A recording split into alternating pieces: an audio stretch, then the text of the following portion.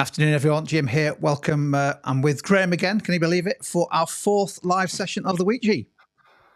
Yeah, it is. For one more to go. Well, two more to go. This one and tomorrow, of course. Yeah. We haven't finished this one, yes. Yeah. So this week we decided to pick 5 topic areas that are examiner favourites across the exam boards that students often struggle with. And we've done investment appraisal, capacity utilisation, 2 of the 3 so far. And today we're doing break-even and calculating profits. And the usual score, 30 minutes of quick-fire questions, not all of them calculations, but some of them, some warm-up MCQs and also some a warm-up activity, which most people don't get. 1 or 2 people do on the Name the Business. Quick reminder that in just over a week's time, we are packing our overnight bags and travelling back down to London, Graham and I, to run our last 4 A-level business grade booster workshops. 2 for AQA, that's on the Tuesday and Thursday, and 2 for Edexcel. Looking forward to those, G. Really good days, aren't they? And they're very busy. Nearly, yeah. A few places left, not many, but very busy. Looking forward to those, and we'll stick a link to where you, if you want to come, if you're able to come, we'll stick a link on the video. Let's move on to our little warm-up activity whilst people are joining us. Over to you, G. Just to pick up one very quick thing in the chat window. Izzy said there, there's a session on paper 3 in the Edexcel A-level business grade booster, so we do 1 session on it. Okay, so it's Mr. Owlet's favourite activity here, Name the Business. So clue number 1 is this was founded in 1984, whilst the founder was at university. So if you're sat there thinking, I know a business that was founded while the founder was at university, but it was 1983, then it's the wrong business because this was 1984. So shall we look at clue number 2? The original name was PCs Limited. That's quite a strong clue, really. That's quite a strong clue. Where in the world? So clue number 3. Renamed in 1987, and it was renamed after the founder. So it was originally called PCs Limited, and in 1987 it was renamed. And I think we've got some correct answers coming through, which is not bad, is it? After 3 clues, that's good. I think this was the first one. I might be wrong, but I think Izzy was first. So big shout out to Izzy. A number of people were a few seconds behind, but well done, Izzy. Yeah, it was. So clue number 4. The founder recently announced, wasn't it, in March, that he's worth 100 billion. Clue number 5. Wow. That means that you and this founder are together cumulatively worth 100 billion, Graham, doesn't it? We are, yeah. If you add them together. That is true. That is true. The founder's first name is Michael. No, it's not Curry's. It's Dell. Michael Dell. So, of course, he was a big fan of mass customization, wasn't he? Or the business was one of the pioneers in mass customization. Interesting story, because he used to build computers out of IBM parts at university. Salomon. That's how he started off. Got to start somewhere. You've got to start somewhere, Jim. You've got to start somewhere. Okay, so we're going to do some warm-up MCQs. I think we've got 3 or 4 of these just to get us going. 1 or 2 of them involve calculations, so you might want to grab hold of a smartphone or calculator as we go through this session. Here's our first one. Okay, so a calculation to kick us off. A business sells its only product, so it's only got 1 product, and it's £24. The variable cost is 1/5 of the selling price. Remember, fractions is one of the key quantitative skills. What is the monthly contribution if 10,000 units are sold each month? So we know the selling price per unit. You can work out the variable cost per unit. From that, can you work out the monthly contribution if 10,000 units are sold each month? So we know, don't we, the contribution is selling price per unit minus variable cost per unit. So it should be relatively straightforward to work out. Yeah, I guess the contribution per unit must be 4/5 of the selling price then, shouldn't it? Should be. So we're split, aren't we, between... So someone's typing an answer in that's not one of the options. So I would try and stick with A, B, C, or D. So, well, how is that straightforward? Well, we know, don't we, that contribution is selling price per unit minus variable cost per unit. So we can work out the contribution per unit. and then we can work out the monthly contribution by working out the contribution per unit and multiplying that by 10,000. So the answer is indeed, Jim, it's £192,000. So the contribution, the variable cost per unit was £4.80. That's 1/5 of £24, 20%. So that means the contribution per unit is £19.20. That's 24 minus the 480. Multiply that by 10,000. We've got here. There must be a slight delay because someone's just typing Dell into the chat window. It was Dell. Okay. So 192,000. Yeah. Okay. On the next one, so break-even charts, which is a visual way of illustrating the concept of break-even. So where is the break-even output? Don't forget the break-even output is going to be the output units sold or made where we might neither make a profit, but neither do we make a loss. So with that in mind, is it A, B, C, or D? The description there of the break-even chart. At what point, where on the chart would you be able to find out the break-even output? Give you another 10 seconds on this. Matilda and Morgan. Grace, great to see you back, by the way. Regulars on the session. And just about everybody else is going for, which is good to see. Everybody else is going for B. Let's have a look. The answer is indeed B. Yeah, it is, isn't it? So break-even chart's got lots of lines on it. It's got the fixed cost line, which obviously is horizontal because they don't change in relation to output. Then the variable cost line starts to rise as output increases.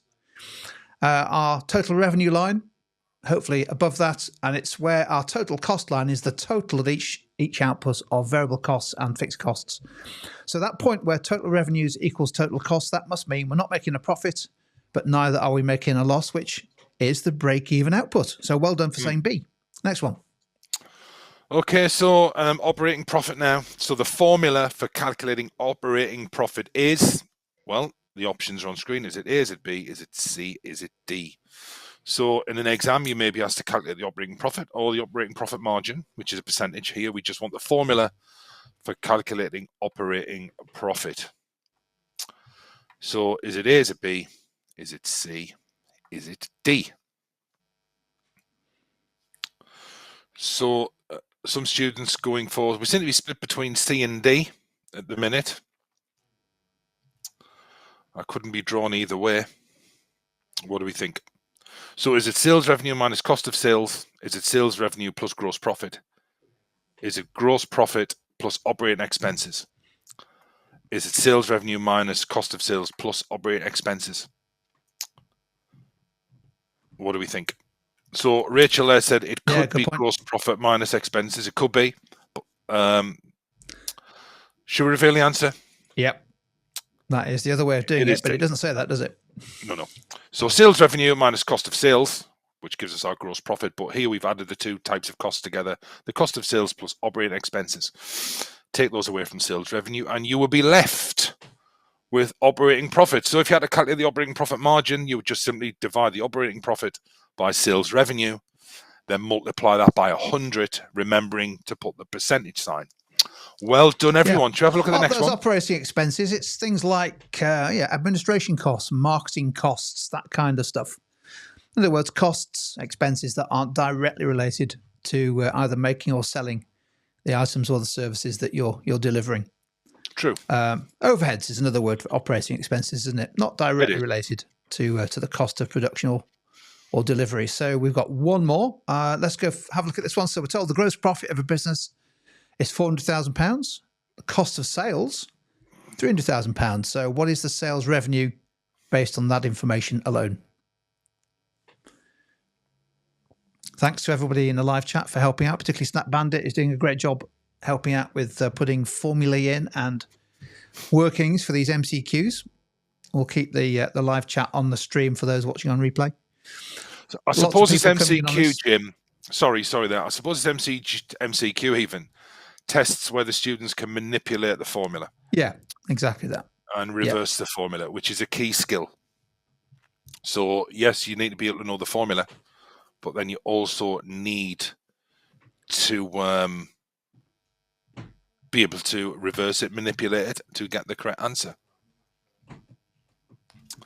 Lots of answers coming in. I would say most people have gone for what I would go for. I hope I'm right as well. It's C, isn't it? Yeah, because don't forget the formula gross profit is sales revenue less cost of sales. Well, we're given 2 of those 3 elements. The missing number is sales revenue. So sales revenue must be gross profit plus cost of sales. And that's a useful thing to remember. You're often given everything but sales revenue. And often, for example, when asked to calculate gross profit margins, often you're not given the sales revenue. You have to work it out by reversing or manipulating the formula. So well done if you said C. And we've got one more, G. We have indeed. So the break-even point of a business is 20,000 units. The selling price per unit is £10 and the variable cost per unit is £2. What are the fixed costs? So again, as long as you know your break-even formula, then you will easily be able to work this answer out. So what do we think? The break-even point of a business is 20,000 units. Excuse me. The selling price per unit is £10 and the variable cost per unit is £2. So we can work out the contribution per unit. Remember, the contribution per unit is not profit because that doesn't take into account the fixed costs. So the selling price per unit is £10 and the variable cost per unit is £2. What are the fixed costs? So as long as you know the break-even formula. Now, break-even was examined a couple of years ago on Edexcel, I believe. And it was highlighted that a number of students couldn't remember the break-even formula. So not with this lot, though. Not with this lot. No. So shall we reveal the answer? Yep. Okay, it is £160,000 because with contribution per unit is £8. That's 10 minus 2. We reverse the formula. So break even is fixed cost divided by contribution per unit. So we simply multiply the contribution per unit by the break even point to get £160,000. Yeah. Well done, everyone. Lots of good data manipulation there. And really, it doesn't get much harder than that, does it, in terms of the break-even calculations? It's just familiarity with that key formula. The questions aren't usually straightforward. Okay, let's take a minute's break from calculations. You'll be pleased to hear we've got some more coming up. We often do one of these in each of our sessions to encourage students to write answers or give us responses that are specific to the business concerned. And what we're really looking for here is a chain of analysis, an answer, but also it uses words that should be about that particular business, not any business. So here's the question: how might the following business lower its break-even point? In other words, the break-even point would be a lower output, which would be good news, wouldn't it? And let's spin the wheel to see which business we're looking at.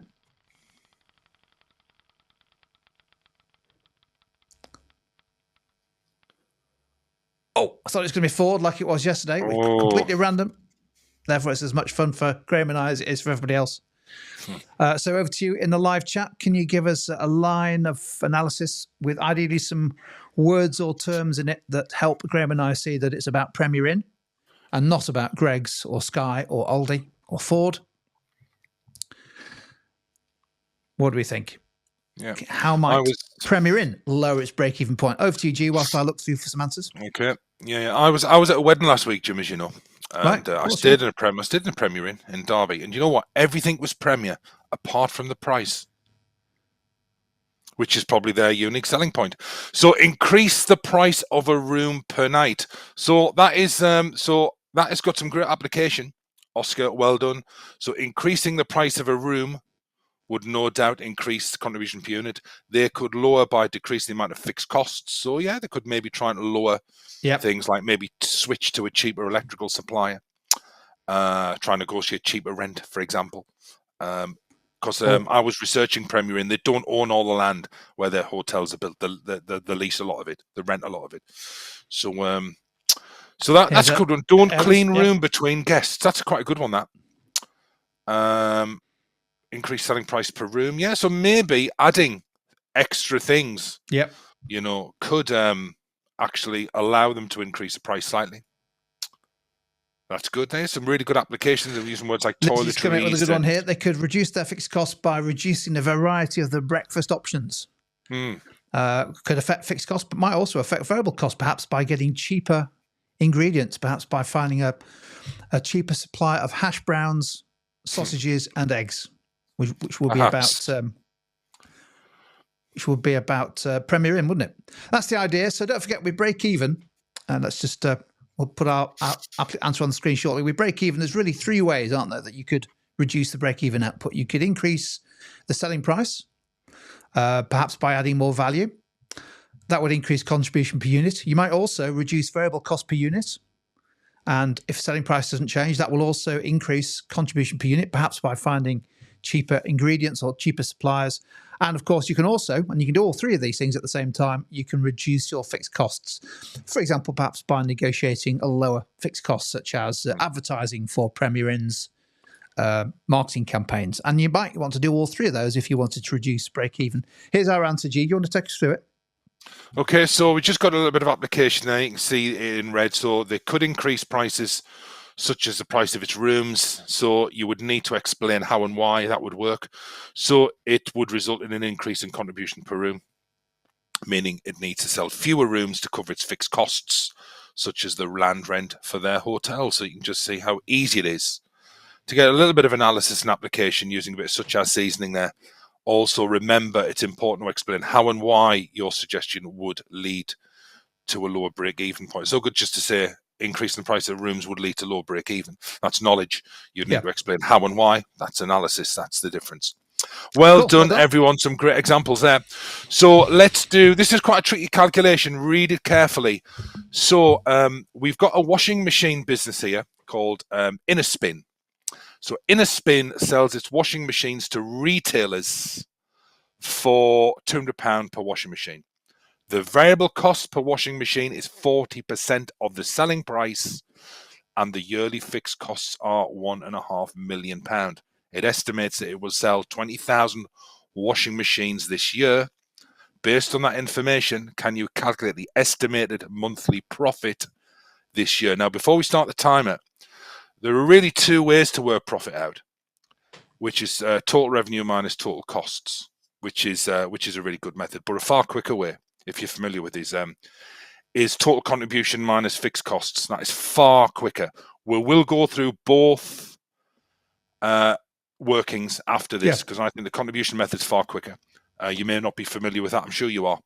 But have a look at that. Can we work out the profit, monthly profit this year? Yep. Jim, start the music, please. Okay.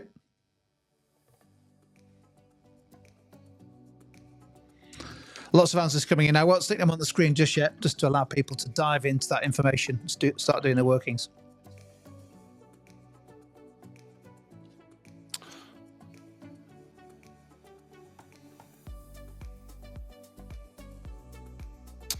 So what I'm seeing is I am seeing correct answers and what I would call an incorrect correct answer, if that makes sense, where I can see where the students they've got an answer which is wrong, but if you'd showed you're working out, you would have got some marks for that. That is why it's really important, firstly, to read the question carefully, but also to show you're working out. So the question does clearly state monthly profit.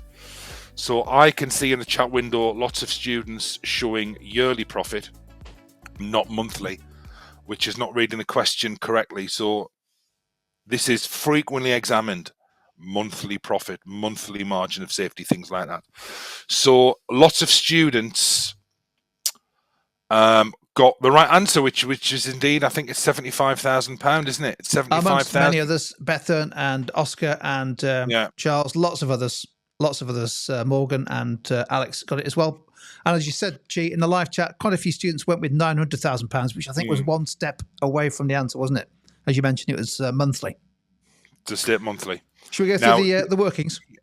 Yeah. So this, the workings are quite detailed. There's two methods you can do it. First of all, you can see the difference, can't you, in the steps needed to work out total revenue minus total costs compared to the contribution method. And it's great to see that Matilda there showed the contribution method in the chat window, which is great to see. So we can work out the total estimated sales revenue, then work out the total variable costs. You add those to the fixed costs to get total estimated costs, and therefore you can work out total revenue minus total costs. But in terms of contribution per unit, now remember, contribution per unit is really important. It contributes towards covering the fixed costs. So once fixed costs are covered, it contributes towards profit. So subsequently, total contribution minus fixed costs is profit. So we know, don't we, that the contribution per washing machine is £120. Therefore, the total contribution is 2,400,000. All we need to do is knock off the fixed costs, which would have got you the 900,000. Then you divide by 12 to get the 75,000. So you can just see none of the contribution method there could shave off minutes in an exam and give you more time to do the longer mark questions. Yeah, profit is contribution less fixed costs, and that is the quick way of doing it. But I think that the key point there, G, as you mentioned, is about showing your workings as well, isn't it? Not rushing it. Show your workings. Then, just in case the calculator has slipped, you'll still get some marks. But don't leave anything blank. You're all covered. Yeah, excellent. Let's take another break from calculations. Now, we always use this in our Grade Booster workshops to really hammer home the need to know your stuff, and in particular, we do. Knowledge and definition spinner, isn't it? It's a definition spinner. And, well, gee, we've no idea where it's going to land, have we? I've got no idea. No, I've got no idea. Those 6. It could do. It could do. What do we think? And what we want in the live chat window is your definition of whatever it lands on. It could be a formula, or what is it? Let's have a go. Let's get it going. So Rain there saying, don't know half of them, but it means you do know the other half. So that's a positive. Remember, the cup is always half full. So margin of safety there. Yeah. Margin of safety. So what do you think margin of safety is? Again, it's one of those concepts, it's not examined that often. And when it is, it's generally poorly answered. So margin of safety. So what do we think margin of safety is? Can we... Lydia was one of the first in. Let's stick one or two of the answers into the live chat, G, just so you can share the answers. Can't fault that. Can't fault that, Lydia. Textbook stuff. Jennifer as well. Yeah. Great to see Jennifer again. You get recognise all the students, don't we? We get recognise all the students. Yeah. Dan's come up with an answer which is also correct, a different way of thinking about it. It's the number of units that you could fail to sell or not sell, or the reduction in sales units, and yet still you could afford to lose X thousand units and still not make a loss and still break even. It is. It's a cushion, isn't it? Margin of safety, the cushion. Yeah, exactly. A buffer, if you will, or a cushion. Yeah, so, going for the actual sales or actual output minus the break-even output. Superb stuff. We're great stuff. Should we reveal our answer? We know our stuff, which is good to know. Let's have a look. Yeah. So the margin of safety is the difference between the actual output of a business and the break-even point, we've abbreviated there, of a business. And we've used the word cushion. It represents the cushion a business has, i.e. the amount by which output or sales, depending on how you measure, break even, can fall before the break even point is reached. So obviously we want to extend the margin of safety, don't we? Want that. We want a bigger buffer. So well done, everyone. Should we mention the magic formula, G, that nobody knows apart from us, which is that profit is margin of safety in units times by contribution per unit. Yeah, because the margin of safety is after the break-even point. So, yeah, that's another way of working profit out. Margin of safety multiplied by contribution per unit is profit. Always has been. It always will be. Yep. So, we've got two sisters here, Margot and Rita, and they are considering setting up their own pizza takeaway business in their local town, a Pizza the Action. In addition to pizzas, they will sell a wide range of drinks, as well as chips, burgers, and kebabs. So, remember, they've not set the business up yet. They are considering setting up their pizza takeaway business, a Pizza the Action. Is this business located in Sunderland? Would you believe, Morgan, it is located in Sunderland. Lots of pizza takeaways in Sunderland. Lots of them trying to get a slice of the action. So what we're after here is, what are the benefits and downsides of break-even analysis to Margot and Rita? So that's what we're after. So yeah, they think you're setting up this takeaway business. How might they benefit from using break-even analysis? What are the potential limitations of break-even analysis in the context of this particular business? Read the case study carefully and try and come up with some benefits and limitations or downsides in the context of a Pizza the Action. Should we start the music? So maybe in the live chat, if you want to write a benefit, and ideally with some application in there, or if you think a downside, put downside in the answer, and we'll pick one or two out, put it on the screen. Yeah, so Alex has come up with a good point there. It only shows for one product and not all their products. So you could enhance that by giving some examples. For example, We know that a P to the action will sell a range of products such as chips, burgers, and kebabs. That's how you could apply that. So, is break-even analysis used on the average selling price and average variable costs, which makes it inaccurate? Allows them to properly plan their raw materials, pizza ingredients, yes, such as cheese, dough, that type of thing. That's good. That will. So, break-even analysis assumes that all products are priced the same. Pizza, drinks, and kebabs. So maybe they're going to use an average selling price, which again isn't realistic. Some great application. Yep, this is what we're looking for. What about the benefits, though? How might they be able to use break-even analysis? We've got a lot of the limitations here. What about some of the benefits of conducting break-even analysis? Christina's come up with a great benefit. Should we have a look at this one?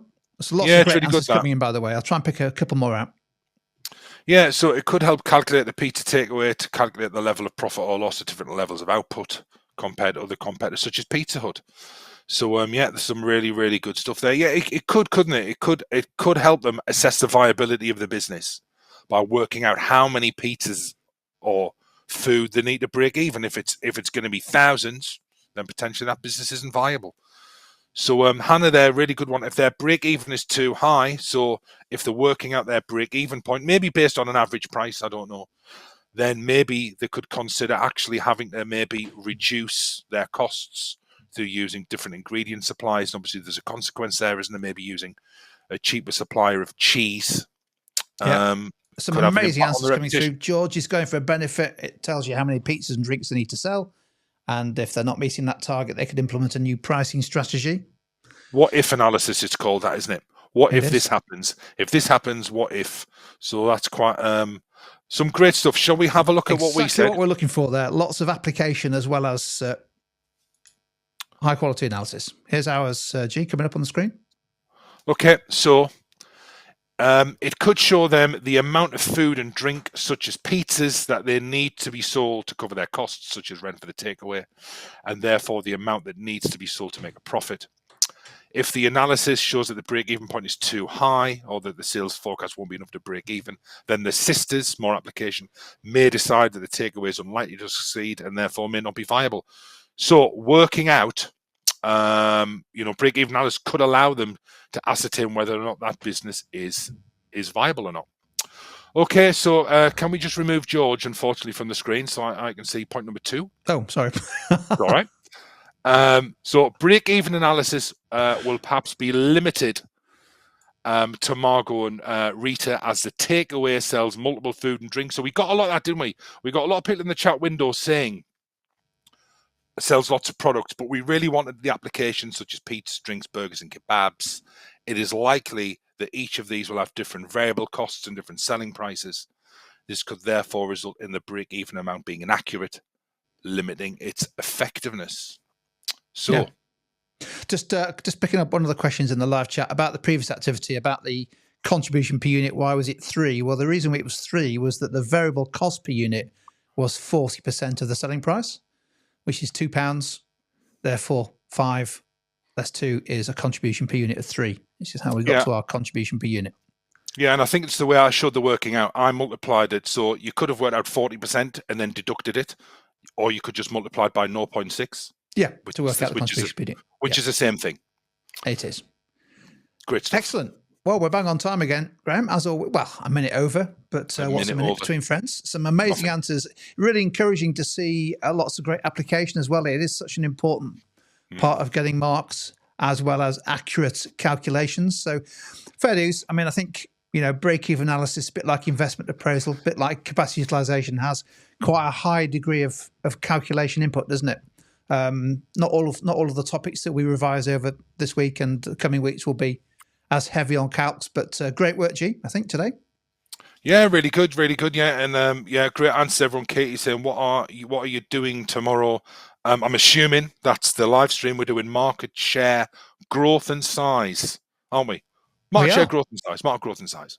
Yeah, and then next week we move on to our exam board specific sessions. So we'll be putting those live tomorrow on the schedule for AQA and Edexcel. So we'll be doing weekly live sessions for those 2 exam boards. So we're moving on to exam board specific topics, exam board specific questions, that kind of stuff.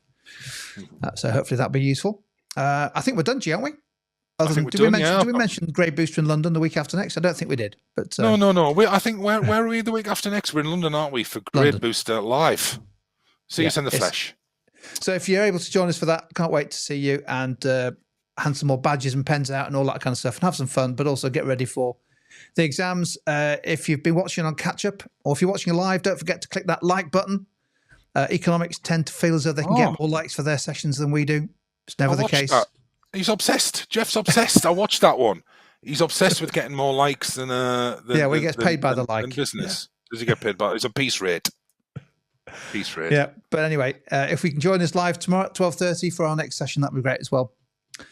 Until then, see you later.